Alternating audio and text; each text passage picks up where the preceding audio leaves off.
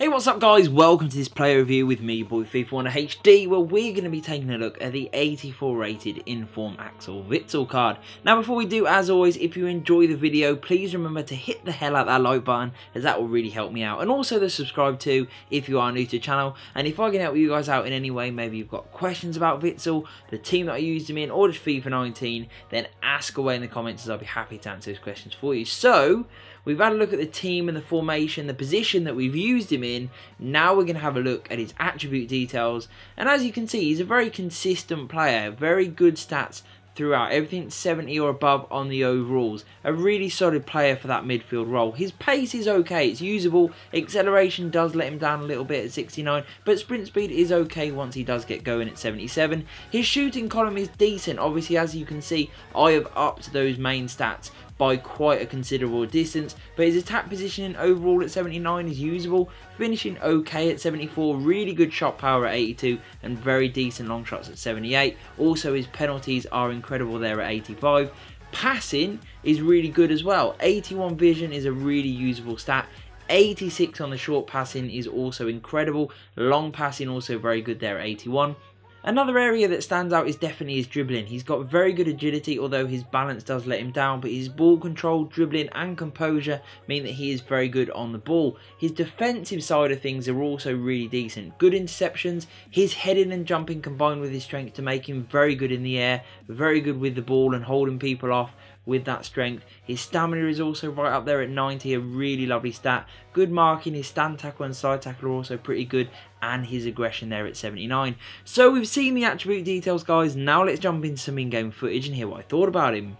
So overall, I thought Witsel was an absolutely incredibly usable player. This guy will be pretty cheap, which is always good, and you can definitely get him into a fair few squads because of his strong league and his strong nation. Means that you can just straight out use him in a Bundesliga team, but you can also work those hybrids really well with him, with the fact that he has that Belgium nation, and there's so many good Belgian players spread across quite a few leagues. So he's a really usable player. Where to use him is definitely the question. He starts off as a CDM. I used him more at central midfield, and I upped his attacking stats in terms of his shooting and his passing. And let me tell you, in those attacking areas, he was really good. He almost played like a Fellaini on form sort of player that could win a lot in the air, held the ball up well, and definitely got the team moving with his incredible range of passing. Very good vision. His short and long passing, as we saw in his attribute details, are incredible. This guy with the ball at his feet is very composed. He's got great vision to spot a pass, and he can play it because he's got great short and long range passing.